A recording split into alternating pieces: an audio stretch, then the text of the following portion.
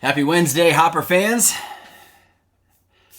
Get started here in just a moment with our next episode. Welcome to Twitch.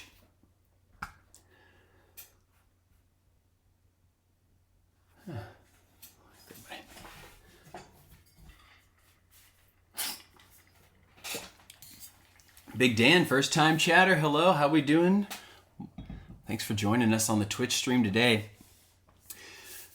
All right, ladies and gentlemen, welcome to episode 2 of 56 and Under, the show where we know exactly how much woodchuck could chuck if a woodchuck could chuck wood. My name is Sam Skibbe, your host of Mo WIFF's newest show on the weekly content schedule, live on Twitch every Wednesday. Season 5 of Mo WIFF is fully underway. The schedule is looking to be jam-packed with content throughout the season, and we're excited to be a small part of it here at 56 and Under. You can join me here on Twitch every Wednesday, where instead of eating food on my lunch break, you can get your fill of whiffs instead. Today was a little bit later. Usually I try to do around the 12:30 mark, but we had some meetings back to back I had to be a part of, so you're getting me a little bit before 2 o'clock today.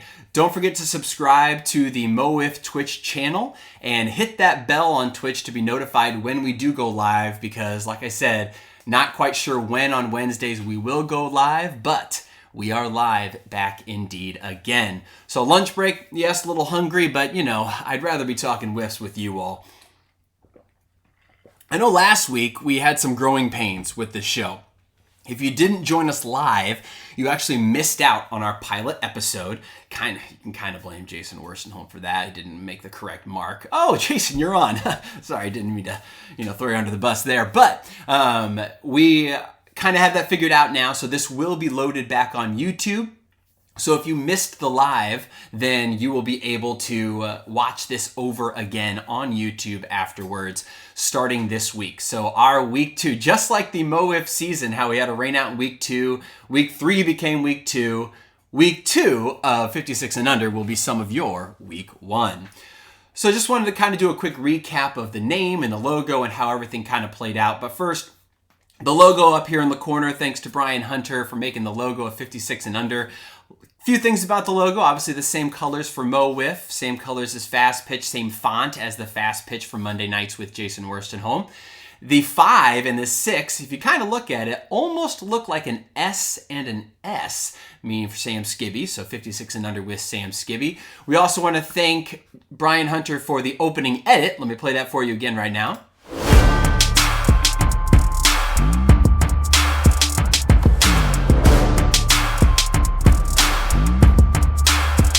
So thanks, Brian, again for the edit, for the opener, and for the logo. And the logo has 3 different colors for the chevron arrow pointing down for 56 and Under.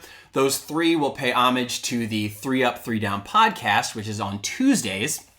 And the 3 different segments that we will have on this show, we will always going to start with a top 5 list. And since it's 56, yes, it's a top 5, but we'll also do a 6th honorable mention when we do our top 5 list. So we're actually going to technically have 6, but 56 is the name, so 5 and a 6 there. Our second segment is called Headshot.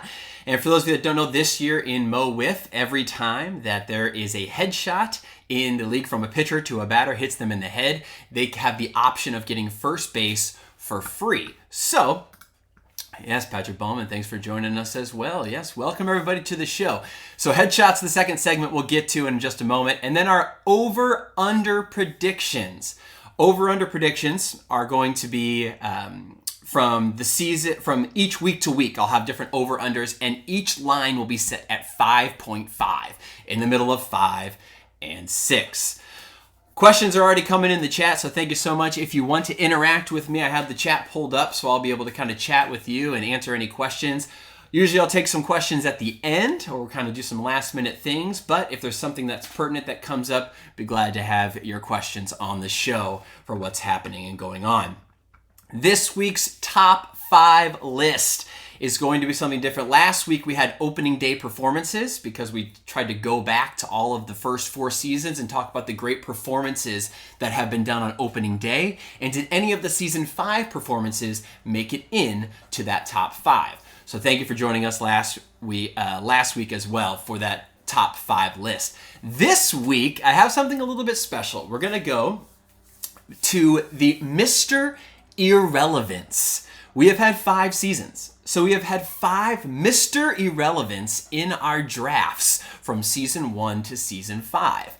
I'm actually going to rank the 5 of them from 5 to number 1, and this is in my personal order, ranking these different Mr. Irrelevance for the drafts from MO WIFF. Every single year I've kind of been a little part of the draft, so I've kind of had a different view and a different lens. The first season was the first ever draft, and nobody was invited because I'm pretty sure it was around the COVID time, and we just the captain showed up, so I wasn't able to go to the first draft.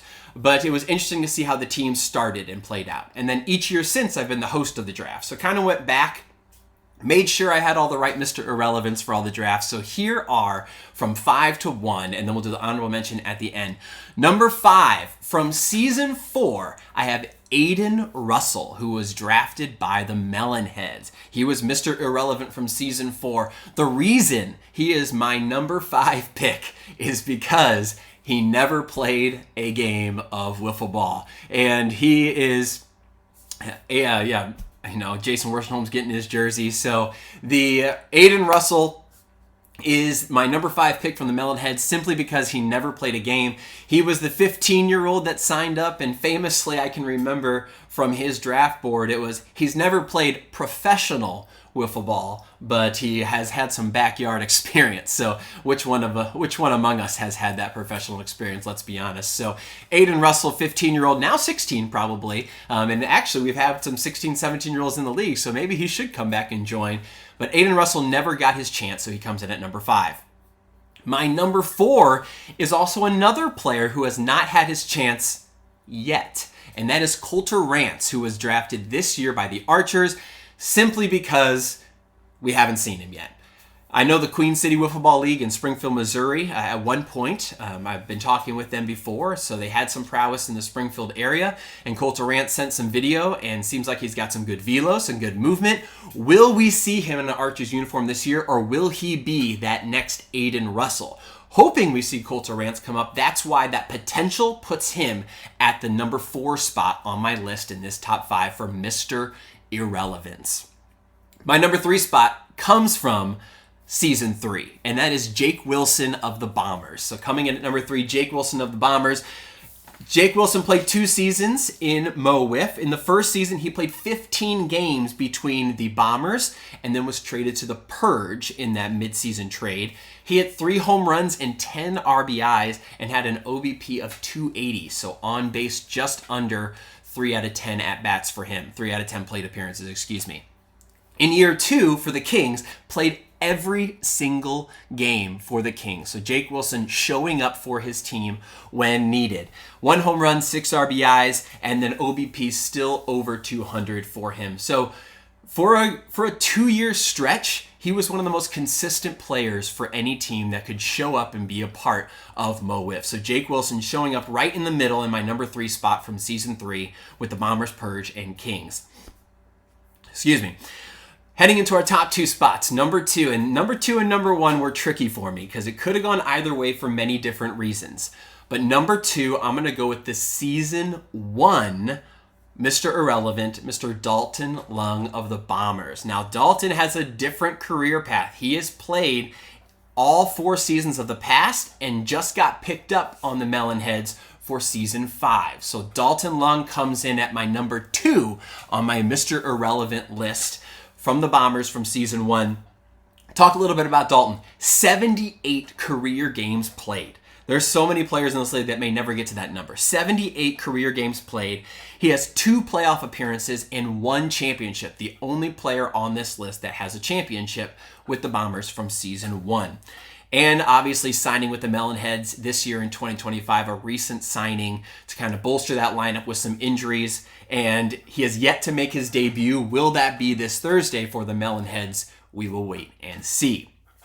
And then that brings me to my number 1 spot. And for my number 1 spot, everybody, let me pull up a video just to remind you of the prowess of this man.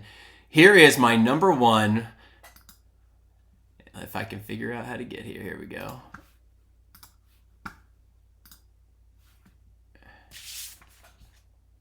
I think I did this right. Brings in James Cheney. Jordan Smith on deck. And James getting a shot! Deep to center! It's on!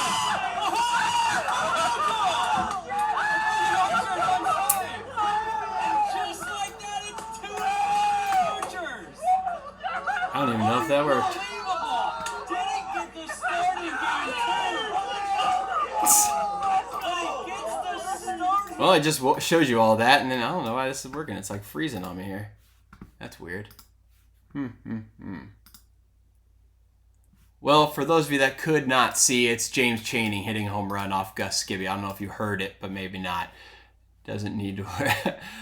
So there is the James Cheney home run. If you heard it, everybody, that's what it was. James Cheney getting that home run. He is my number one spot for the Melonheads drafted in season 2.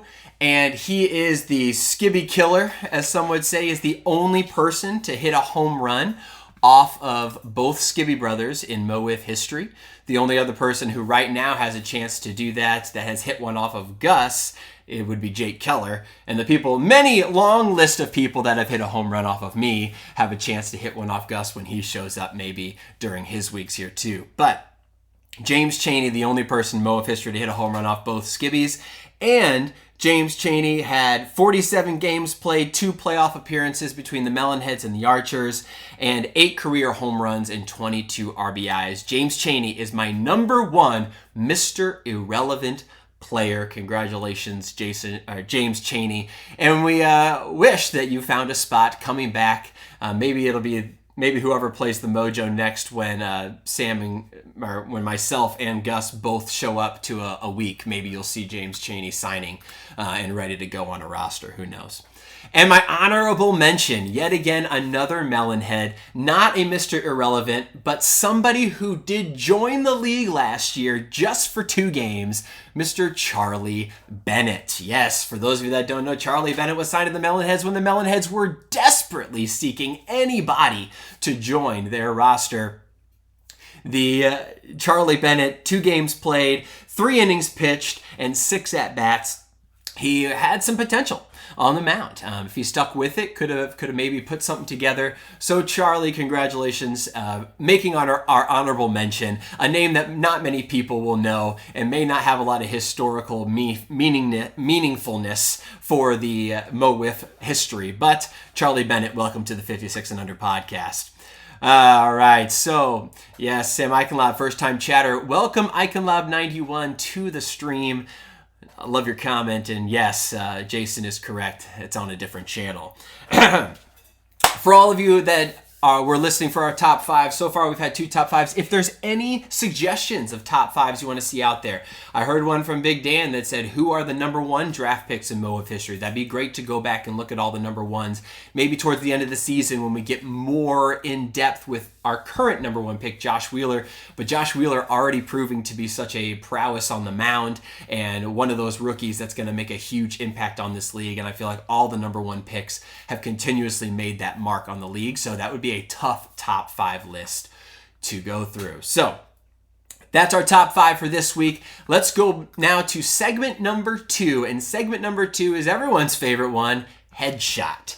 Now, Headshot last week, if you remember, I gave it to myself. I thought that if I talked smack on myself first, then it wouldn't feel so bad talking smack on other people from week to week. So week to week, I am going to give a headshot of the week. It's somebody that, it's almost like a sniper, took them out, from how they were expected to play, took them out, and you just, threw their skill to the wayside and just changed it up. Myself, I had a terrible first week, so I gave it to myself. This week, I actually have 3 different headshots. One of them is self-given to himself, and I'm just going to put it out there. Already said his name once, Mr. Jason Worstenholm. had a very interesting headshot week when it came to not the field of play, but the content side of things. And Jason, we love you. We thank you for everything, but he knows that he should get the headshot of the week because he had a lot of, with not only the 56 and under not showing up on YouTube, but there was a lot of hype surrounding, let's get this live stream going on Thursday, and it just didn't work out. Is it Jason's fault? Absolutely not. But he is the guy that we're going to put the headshot on, and he wants to put it on himself for all of the build up and anticipation for Thursday. Jason is our first headshot of the week. My second one for this week is going to be someone who had a great week on the field of play, except for one key moment. And it was mentioned in the podcast, but our second headshot of the week is going to Cole Layton. And it literally looked like, and I think this is the game, and we're almost to the point. So you may be able to see behind me. No, this is not the game. This is game 2. Let's go back, folks, and join me on this adventure as we go in my bar and we scroll to the moment that Cole Layton received his headshot of the week. Here we go. Cole Layton, it was a 0-0 game. Both pitchers pitching fantastic. And it came down to one of the final batters. Tommy Dwyer is up. And you can see here's where it happens. 1-1 count. And the ball will fly up into the air. Both of them call for it, James Dutton and Cole. Cole slips, and it literally looked like a sniper took him out. So this is the first time that, actually it could have actually been, a distant sniper from the river that may have taken his legs out. So Cole Layton is our headshot of the week number 2. That doesn't mean Cole had a bad week.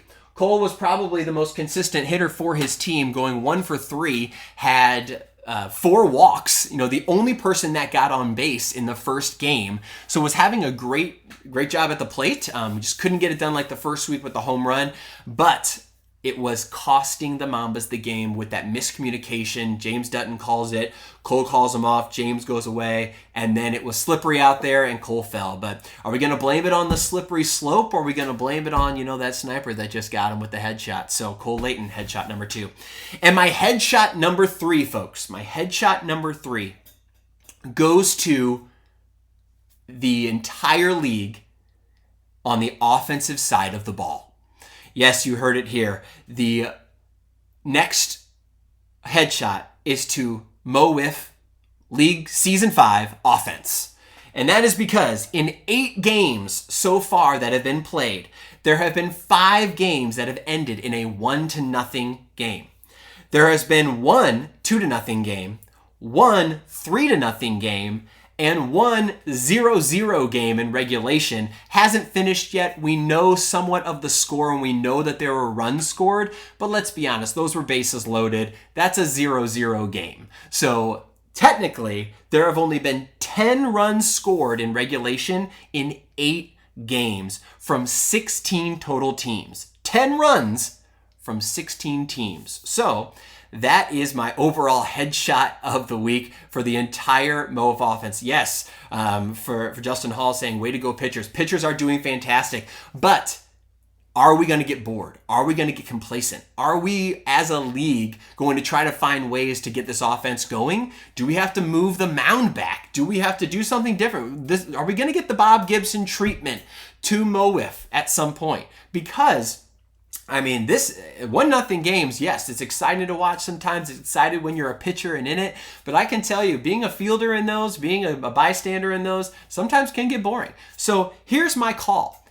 Me personally, I'm doing my part as a pitcher. I've given up 6 hits, all right, so far. There have been only 14 total hits, and I've given up 6 of them. I'm doing my part. I'm making the game exciting. So this kind of goes out to all you other pitchers out there. Come on, make it exciting. Give them, don't pitch 80, pitch 75. Let's get something fun going on, okay? Yeah, so 6 out of the 14 hits from me. That's not good enough, pitchers, all right? Let's spread the love, okay? Spread the love. All right.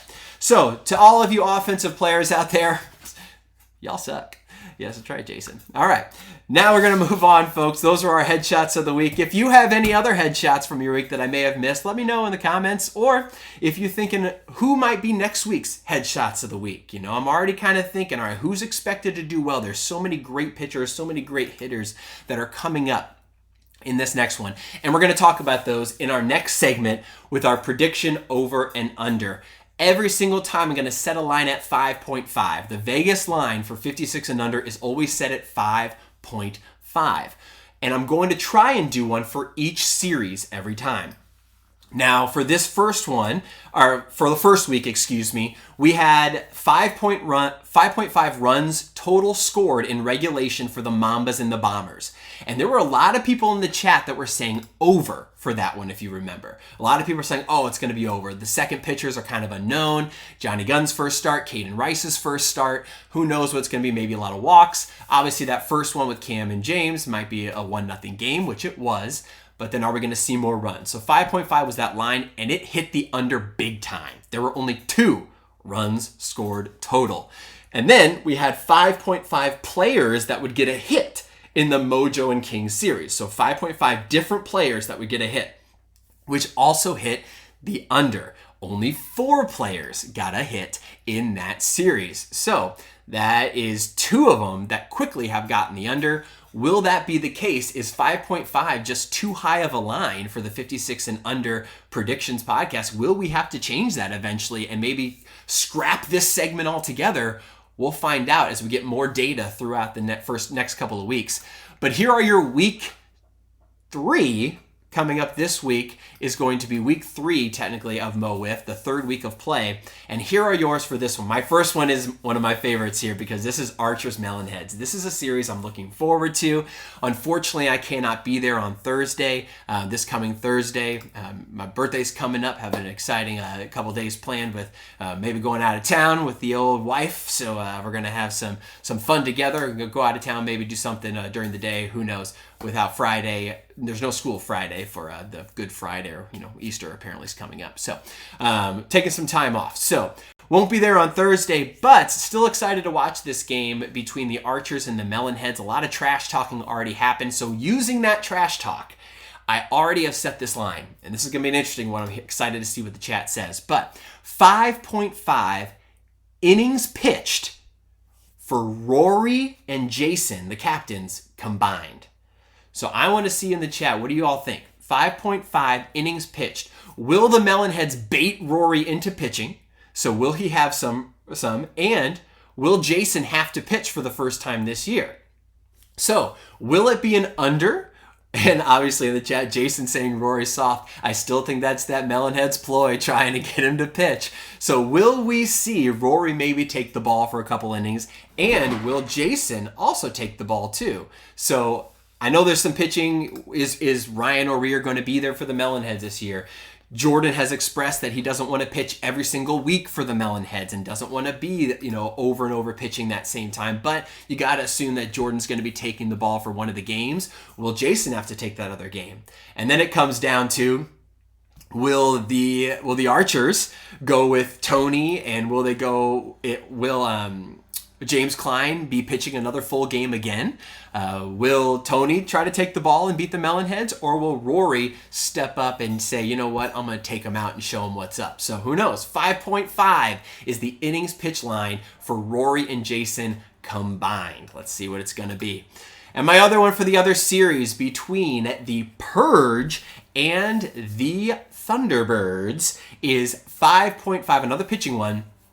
5.5 total pitchers make an appearance in the entire series. Now that includes the last inning of the 3rd game as well. So I'm already including Caleb in that. So I'm talking the entire series. Will we see 5.5 total pitchers making an appearance in that one? That's tough because there are so many great pitchers on these teams. Caleb, already being included, but they also have Patrick Ballman, Blake Hoffman. They have Colin Wilkerson. So they have 4 pitchers on that team that could go. Then you also have Spencer Foss, who is seemingly going to pitch in that final series, but they also have Andrew Nichols and Dominic Satrowski. I don't think Brody's making his appearance yet, but that would be 8 total, but kind of 7 pitchers that we're thinking Will we hit that over-under for 5.5 for pitchers that will show in the entire Thunderbirds Purge series? I'm pretty sure that game is being played out. I think that was the plan, to have them play on the same night, play all 3 games, finish that last one. In my opinion, I would think that they would play their first 2 games first, the full games, and then finish up with that extra inning game. That would make the most sense to me, because it's not really fair on the Purge that, Spencer Foss gets to be fresh, for that one, especially with the pouring down rain and everything. So I would assume that would be the last game of the series. They would do the first 2 full games, the regularly scheduled for this week, and then they would finish up that extra innings game with Spencer Foss. And then that plays really into Brian Hunter's mind and helps my over-under, because does he want to keep Spencer fresh in that 3rd game of the night, or does Spencer have to pitch in one of those first 2 games? So a interesting strategic point there. So interested to see how that one plays out. In my mind, I would think it'd be played at the end to make it fair for the Purge, but neither here nor there, not my decision. And I'm sure the Purge will be like, it doesn't matter anyway, let's get it done too. So who knows? But those are my over-unders for this week. Excited to see what might happen in week 3 of Mo Wiff. So that wraps up for our 3 different segments for 56 and under. And, I want to thank you all for joining me. Thank you for joining me on the chat as well. Over under, Jason looks like a cricket. Interesting point there. And then obviously Quentin saying both teams have fun. Yes, indeed. Any other chats that you want me to chat about, I'd be glad to. Anything that comes up in the chat, I'll be going through. One thing that I've thought about adding to 56 and under, and let me know if this is something that you think would be a good idea. I know the league comes out with monthly power rankings, but we don't really have a power rankings going. Would it be something that everybody would be interested in hearing in 56 and under if I started doing a power rankings on 56 and under, and seeing how it goes back and forth between where the teams started in preseason and how we're going to get through the season? Are we going to see a lot of change? The Mojo being I think it was unanimous except for one person that voted for power rankings to be number 1. Obviously going 1 and 2 now, splitting with the Kings and then losing the heartbreaker to the Archers 1-0. Will you see the Mojo drop, or do you see them still as a top 3 team? So it's going to be an interesting thing I could do from a personal perspective. I could put out some votes and things too, but we'll see. Big Dan asking number 1 pick in the 2022 draft. That was Rory Rank, I believe. It was Rory Rank that was coming in and doing his. So, yep, and Sam Eichenlaub confirmed. So Rory Rank obviously was the number 1 pick, had tons of wiffle ball experience, was the best pitcher in the draft preseason, and 2021 draft was the original draft, Big Dan, and that was myself as the number 1 overall draft pick to the Mojo. So that's it, folks. Maybe we'll start power rankings next time. Maybe we'll see if over-unders just keep hitting the under and 5.5 is too big of a line, and we say, hey, you know what? Let's change it up. Let's go with power rankings instead of over and under. But we'll kind of figure that out as we go. Sorry about the video as it went along. I'm going to try one more time here just to see if I can figure out why this wouldn't be working while I'm here live with you. That's so weird that it's frozen like that. Why it's not even up on my screen. I don't even have my script up here. So anyway, we'll figure that out as we go. But other than that, we thank you for joining us for this second episode of 56 and Under. It will be back on YouTube after this if you were not able to join us live. But thank you to everybody for joining us live on 56 and Under as we go through some analysis with our 3 segments. We have our top 5 headshot, and we have the over-under predictions at 5.5. 56 and Under, your newest show on Wednesdays for the Mo Wiff content schedule. My name is Sam Skibbe. Thank you for joining us on Twitch. Don't forget to subscribe and also hit that notification bell for any time that we go live on Twitch. You'll be able to see it. Tomorrow we have some big matchups between the Melonheads and the other team they're playing, the Archers. Yes, the Archers. And then you also have the Purge and the Thunderbirds. So some big name teams that have been ranked in the top 5. So we want to make sure we see what's going to happen with those as it plays out and how that may affect the power rankings that we get to in the future. For 56 and Under, that will continue to grow and develop. We thank you for joining us, and we'll see you next time, folks. Out from Skibbe.